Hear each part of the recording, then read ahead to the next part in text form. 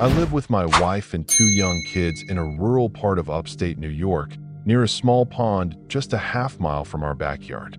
It's always been our little oasis, where I'd take my kids, ages 7 and 9, to swim and play on warm summer days. That all changed last month, and now I can't bring myself to let them near that water. I haven't told anyone what happened, afraid they'd think I'm losing it. It was a sunny Saturday afternoon when we headed to the pond, setting up our folding chairs on the sandy shore. My wife, Lauren, and I lounged under an umbrella, watching our kids splash in the shallow water. "Don't go too deep," I called out, a rule I drilled into them constantly. We stayed for hours, the kids building sandcastles and chasing minnows. Eventually, Lauren got tired and headed back to the house. "I'll be back soon," she said, kissing my cheek. "Keep an eye on them." I nodded, happy to let the kids play a bit longer as the sun began to dip. As dusk settled, the kids started wading a little too far out. I stood up, ready to call them back, when I noticed something in the water, a dark, rounded shape moving steadily toward them. My stomach twisted. "Get out of the water now," I shouted, running toward the shore. They didn't hear me at first, so I waded in, grabbing them by their arms and pulling them to safety. When I turned back, the shape was gone, swallowed by the murky water. The kids were confused, asking why I was so upset. "It's just time to go," I muttered, avoiding their questions. We packed up and hurried home. That night at dinner, I was distracted, replaying the image of that strange object in my mind. Lauren noticed my mood. "You okay?" "You've barely eaten," she said, concerned. I brushed it off, not ready to scare her. After everyone was asleep, I grabbed a flashlight and trekked back to the pond alone. It was pitch black, the air thick with the hum of cicadas. I swept the beam across the water, searching for any sign of that shape. Then, a loud splash broke the silence, like something heavy emerging from the depths. I froze, my flashlight darting across the surface. That's when I saw it. A humanoid figure standing knee-deep in the water, its long, dripping hair covering its face like a veil. It faced me, motionless, its presence unnatural and wrong. I dropped the flashlight, the beam flickering out, and sprinted back to the house, locking the door behind me. I haven't told Lauren or anyone else, but that pond is only a half-mile away. The thought of that thing out there, so close to my family, makes me check the windows every night, terrified I'll see it staring back. 2 years ago, my wife Sarah and I were coming home from a late dinner at a restaurant in downtown Seattle. As we pulled into our driveway, we noticed something off. Our front door was wide open, swaying slightly in the breeze. "Stay here," I told Sarah, my voice tense as I grabbed a flashlight from the glove box. I sprinted inside, heading straight for our bedroom where I kept a shotgun in a locked case. I loaded it and methodically checked every room, upstairs, main floor, basement. Nothing was out of place, and no one was there. No missing valuables, no signs of a break-in. I called the police, and when they arrived, I explained everything. They searched the house again, finding nothing. "Are you sure you locked the door when you left?" one officer asked skeptically. I started second-guessing myself, but Sarah was adamant. "I know we locked it," she insisted, her voice shaking. The cops concluded that if someone had broken in, they'd left quickly, as there was no evidence of theft. Sarah was a wreck, crying and refusing to stay in the house. I did my best to calm her, promising her we were safe now. Exhausted, we finally crawled into bed, but I barely slept. Hours later, Sarah's piercing scream jolted me awake. She was staring at the closet, her face drained of color. My heart stopped as I realized I'd forgotten to check the second closet in our bedroom. In the dim moonlight, I saw it, a man's head peeking out, his eyes glinting, before he ducked back and shut the door. I grabbed the shotgun, cocked it loudly, and shouted, "Come out now, or I swear I'll shoot." The closet door creaked open, and instead of surrendering, the man bolted, sprinting through the house and out the front door. I could have fired, but I froze. He vanished into the night, never caught. That shotgun might have saved our lives, but the thought of him hiding there, watching us, still keeps me up at night. 3 winters ago, when I was 22, my girlfriend Emma and I decided to spend a weekend at my family's old cabin in the remote woods of Vermont. A fierce blizzard had rolled in, blanketing the area in heavy snow, and we were cozied up on a sagging couch by a gas heater, wrapped in blankets, watching grainy late-night reruns on a small TV. The cabin was surrounded by dense forest, the kind that swallows sound and light, and the only thing separating us from the freezing wilderness was a flimsy wooden door with a busted lock. My uncle had stacked a few concrete blocks against it as a makeshift barricade since the door swung inward, but it didn't inspire much confidence. We were half asleep, lulled by the TV's glow, when Emma suddenly gripped my arm, her eyes wide. "Babe, did you hear that?" she whispered, her voice trembling. I brushed it off, saying it was probably just a raccoon or maybe a moose rummaging around. "You're not scared, are you?" I teased, trying to sound calm. But a few minutes later, I heard it too, a faint, deliberate sound, like metal clanging in the small tool shed where we kept the generator. My truck was parked right outside, and with the cabin's lights blazing, anyone out there would know we were inside. Emma's face paled. "You need to go out there and check," she urged, her voice tight with fear. "Are you insane?" I shot back, shaking my head. "I'm not going out in a snowstorm to chase shadows." The noise stopped, leaving only the howl of the wind and the faint crackle of the heater. After a tense silence, I figured it was safe to dim the lights and peek outside. I cracked the blinds, but the snow and darkness made it impossible to see anything. Flicking on the porch light, I scanned the front yard, and my heart sank.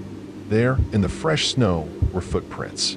Not animal tracks, but clear, human shoe prints leading around the side of the cabin toward the backyard. I moved to the rear window, my hand shaking as I pulled back the curtain. Emma screamed before I could even process what I saw. Standing in the pitch-black backyard, illuminated only by the faint glow from the porch, was a figure dressed in dark clothing, wearing a featureless white mask with a painted beard, staring right at us. I slammed the blinds shut, my pulse racing. "Get to the bedroom, now." I barked at Emma, who was already scrambling. I grabbed my uncle's old hunting rifle from the closet, shoved the concrete blocks and a heavy chair against the door, and killed all the lights. We huddled in the bedroom corner, the rifle trembling in my hands. Then came a loud bang at the front door, like someone was trying to force it open. It wasn't a knock, it was violent, desperate. The barricade held, and after a few more futile slams, the noise stopped.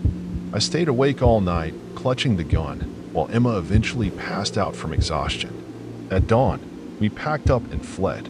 As we loaded the truck, I noticed something chilling, a fresh set of footprints leading from the front yard into the dense woods. I haven't returned to that cabin since. My uncle checked it later and found no signs of a break-in or theft, but I know what I saw. That masked figure still haunts my nightmares. Back in the early 90s, my aunt, Clara, worked as a house cleaner in a rural part of New Zealand's South Island. She'd tidy homes in quiet suburbs and sometimes take jobs in remote vineyard estates. Her business thrived on word of mouth and business cards she'd leave at local markets. One afternoon, she got a call from a woman who sounded elderly, maybe in her late 60s, asking Clara to clean her isolated farmhouse. The woman, who called herself Margaret, was oddly insistent, demanding specific cleaning products and refusing to meet in person. "I'll leave the keys under the mat," she said in a raspy voice. "Just get it done." The pay was unusually high, so Clara, intrigued, agreed. On a chilly Wednesday morning, Clara drove out to the property. The farmhouse sat at the end of a long, winding dirt road, surrounded by empty fields that seemed to stretch forever. The isolation made her uneasy, but she found the keys and got to work. About an hour in, as she scrubbed the kitchen, she heard the back door slam shut. Her heart stopped. Margaret had said no one would be home. Clara stood frozen, gripping a sponge, listening for any sound. Minutes passed in silence. She told herself it might have been the wind or a loose hinge. She still had 2 bedrooms to clean and decided to finish quickly and leave. But when she stepped into the master bedroom, her blood ran cold. The bed was covered in dozens of black and white photographs of her. Some were taken outside her own apartment, others at clients' homes she'd cleaned, some through windows or over fences. Her hand shook as she grabbed the house phone and dialed the police, then fled to her car at the end of the driveway. The police investigated Margaret, who claimed it was a break-in, but the photos suggested otherwise. The case eventually stalled, and Clara's family moved to a new town for safety. To this day, she can't shake the feeling that someone's still watching her.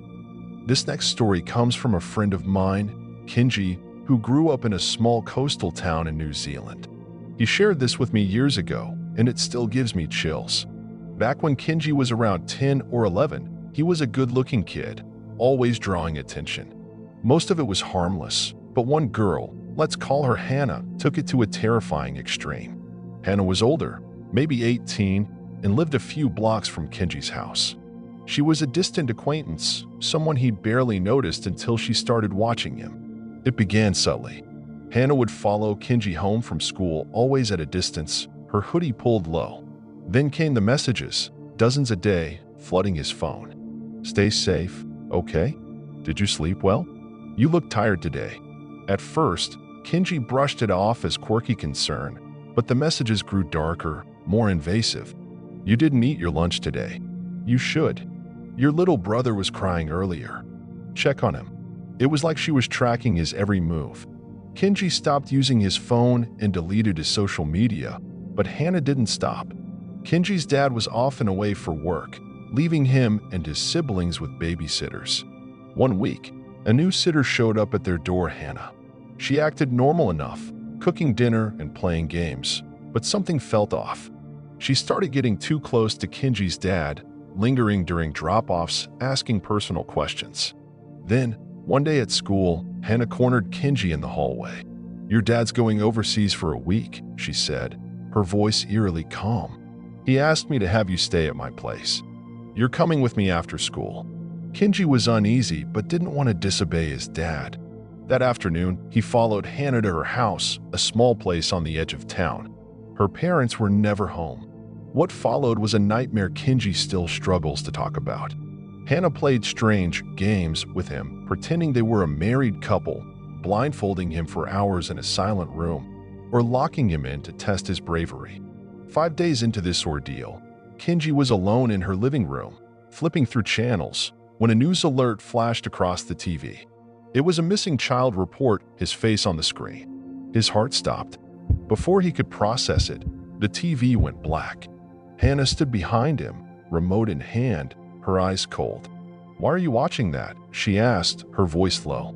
Kenji screamed, tears streaming down his face as he bolted for a window, shoving it open and shouting for help. By some miracle, a jogger passing by heard him and called the police. Officers arrived within the hour, finding Kenji locked in Hannah's bedroom, blindfolded, his wrists bound. They arrested her on the spot as his dad, who'd never left the country, held him tightly. Kenji's family relocated to Canada soon after, but the mention of Hannah's name still makes him flinch. About 2 years ago, when I was 25 and still living at my parents' house in a quiet suburb of Colorado, I started noticing strange things in my bedroom. One night, as I lay awake scrolling on my phone, I heard a slow, deliberate creak from across the room. My closet door, which I always kept shut, was now slightly open. Rolling my eyes, I got up to check, half expecting nothing. I poked my head inside, shining my phone's flashlight empty, as expected. I closed the door firmly and went back to bed. Later that night, I was jolted awake by a low, rattling sound, like something crawling through the air vents above my ceiling. It was faint but unmistakable, a scraping that didn't sound like a squirrel or rat. It stopped as suddenly as it started, and I brushed it off, eventually falling asleep. The next morning, I told my dad about the noises, but he shrugged it off. Probably just the house settling, he said dismissively. You're imagining things. The next night, it happened again. Lying in bed, I heard the closet door creak open, slower this time, as if someone was easing it forward. My pulse quickened. I knew I'd shut it tightly. I grabbed my flashlight, checked the closet, nothing. No one could have hidden in there. It was too small. I chalked it up to a faulty latch and tried to sleep.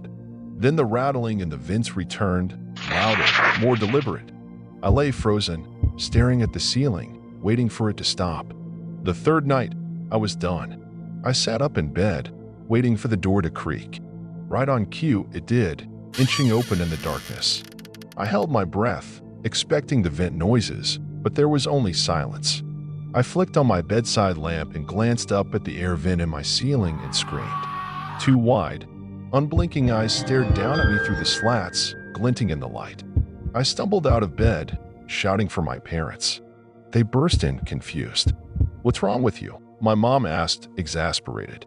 I pointed at the vent, explaining everything, but when they looked, it was empty. They dismissed it as a dream or exhaustion, even lecturing me about staying up too late. "You're working yourself up over nothing," my dad said. But I know what I saw. Those eyes were real, and the closet door opening night after night wasn't my imagination. I'm not one for ghost stories, but I've got no other explanation for those 3 terrifying nights. When my great-aunt Mildred was still alive, I'd visit her small house in a quiet neighborhood in Maine every afternoon to help with chores. She was a cautious woman, always locking her doors and windows, so it was strange when I arrived one day last spring and found her front door slightly ajar. I stepped inside, calling out, "Aunt Mildred? You okay?" No answer. Upstairs, her bedroom door was open, and I could hear the faint sound of drawers being rummaged through. Assuming it was her, I climbed the stairs, still calling, "Auntie, it's me." But just as I got close, the door slammed shut with a force that made me jump. I knocked gently. "Everything all right in there?" I asked, my voice wavering. At that moment, my phone buzzed. It was Mildred's number. Confused, I answered. "Sweetie, don't come over today." Her voice crackled through the line. "I'm at the community center for bingo." My stomach dropped. I hung up, my mind racing. Someone was in her bedroom, and it wasn't her. Trying to stay calm, I called out, "Aunt Mildred, I'm heading downstairs," and backed away, my heart pounding. In the kitchen, I grabbed a butcher knife from the block and dialed 911, whispering my location to the dispatcher. The house stayed eerily silent until the police arrived. They stormed upstairs, and a sudden gunshot made me flinch. Paramedics wheeled out a man, her next-door neighbor, of all people. I recognized his face immediately. He'd been caught hiding behind the bedroom door, clutching a large knife. Apparently, he'd seen Mildred leave and broken in to steal her jewelry. If I'd walked into that room, I wouldn't be here today. The thought still sends shivers down my spine. Just over a year ago, I was 23 and settling into my first apartment in a small town in Maine. It was a cozy place, and I was still unpacking, my life a mess of boxes and bubble wrap. The front door to my unit locked automatically when closed, which I thought was convenient. One evening, while chatting on the phone with my friend Mia, I stepped out to grab my mail from the complex's entrance. I came back, plopped onto my bed, and started sorting through bills. My phone slipped from my hand, tumbling under the bed. Grumbling, I got down on the floor to retrieve it, and that's when I saw it. There was a person under my bed. A man, lying perfectly still, his back to me, his head tucked against his chest.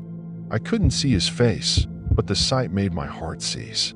Fighting the urge to scream, I grabbed my phone and forced my voice to stay calm. "Oops," dropped my phone. I said into the receiver, my words shaky. "I'm gonna hop in the shower and call you back." The bathroom was steps away. I walked in, locked the door, turned on the shower, and climbed out the window, my hands trembling as I dialed 911. The operator told me to stay close, but hide across the street and watch the building's entrance.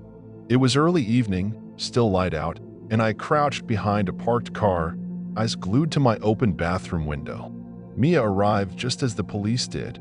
I handed them my keys, and within minutes, 2 officers emerged, dragging a gaunt, disheveled man with wild, unblinking eyes. The officer beside me explained the man had been waiting outside my bathroom door, clutching one of my kitchen knives. He'd slipped into my apartment while I was at the mailbox and hid under my bed, waiting for me to come out. They identified him as a local homeless man with severe mental health issues. He was sent to a psychiatric facility, but the thought of him lying there, silent and waiting, still makes my skin crawl. About 4 years ago, I was living in a bustling city in Canada, right in the heart of downtown Vancouver. I've always been a night owl, thriving in the quiet hours when the world slows down. My roommate, on the other hand, was an early bird, so after he'd crash for the night, I'd head out for long walks to clear my head. For years, I wandered the city streets alone after midnight, never once feeling unsafe. The area was lively, even at night, with friendly faces. Even the street vendors seemed polite. But one night changed everything. It was a Tuesday, probably around 1:30 a.m., and I was strolling near a park that was usually patrolled by police. The streets were dead quiet, even for a weeknight, with barely any cars or people around. The park was deserted, its benches and paths swallowed by shadows. I decided to take a shortcut down a narrow side street to loop back to my apartment. That's when I saw him, a tall, lanky figure at the far end of the street, moving in a way that made my skin crawl. He was dancing, a strange, flowing motion like a waltz, but each step ended with an exaggerated lunge forward. He was coming right toward me. I figured he was drunk and hugged the edge of the sidewalk to give him space. But as he got closer, I noticed how precise his movements were, too graceful for someone intoxicated. He wore a tattered suit, his head tilted back, eyes wide and fixed on the sky, his mouth stretched into a grotesque, cartoonish grin. My stomach churned. I crossed the street to avoid him, glancing back as I reached the other side. He'd stopped dead, one foot in the road, perfectly aligned with me, still staring upward with that unhinged smile. I kept walking, my heart pounding, but I couldn't shake the feeling of being watched. When I looked back again, he was gone. Relief washed over me for a split second, until I saw him across the street, crouched low, his silhouette barely visible in the shadows. He was facing me. I froze, my mind racing. I'd only looked away for a few seconds, but he'd crossed the street impossibly fast. Then he started moving again, taking huge, silent, tiptoeing steps like a cartoon villain sneaking up on prey. He was closing the distance quickly. Panic gripped me, but I couldn't move. He stopped again, maybe 20 feet away, still grinning, still staring at the sky. My voice finally broke free. "What do you want?" I meant to sound tough, but it came out as a pathetic whimper. He didn't react, just stood there, frozen, smiling. After what felt like an eternity, he slowly turned and started walking away. I watched, terrified to blink, until he was almost out of sight. Then I realized he wasn't getting smaller, he was coming back, running straight at me. I bolted, sprinting onto a main road with street lights and occasional cars. I kept looking back, expecting that insane grin to appear, but he was gone. For the next 6 months I lived in Vancouver. I never walked alone at night again. That face, those wild eyes, and that unnatural smile still haunts my dreams. A couple of summers back, something deeply unsettling happened to me and my closest friend, Lucas. I was 16 at the time, and we were inseparable, always chasing thrills. One evening, after binging horror flicks at Lucas's place in a quiet suburb of Oregon, we were wired and craving adventure. Just a few streets away from his house was an abandoned construction site, a crumbling row of old townhouses slated for demolition in a few days. The city was clearing the area for shiny new condos. The entire site was cordoned off with chain-link fences, plastered with signs screaming, "Keep out," and "Trespassers will be prosecuted." Every door and window was sealed tight with plywood, the houses standing like hollowed-out ghosts under the moonlight. Fueled by teenage bravado, we decided to sneak in and snap some eerie photos for the vibe. Lucas knew a gap in the fence where the chains were loose, so we slipped through, our sneakers crunching on gravel. The houses loomed around us, their boarded-up facades giving off a heavy, oppressive energy. We wandered the empty street, snapping pictures of broken windows and peeling paint with Lucas's old digital camera. Then we spotted something odd. One house, at the far end of the row, had a second-story window that wasn't fully boarded.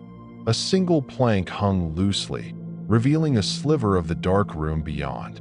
We aimed the camera and took a shot, the flash cutting through the night. Back at Lucas's place, we huddled around his laptop to check the photos. Most were what you'd expect: shadowy corners, cracked walls, and our dumb, grinning faces. But when we got to the picture of that window, our blood ran cold. There, in the frame, was a figure, a woman standing in the room. She wore a tattered gray coat, her skin unnaturally pale, almost glowing, with long, matted black hair spilling over her shoulders. Her face was downturned, etched with an expression of profound sorrow. We froze. "Dude, there was no one in that house," Lucas whispered, his voice trembling. We checked.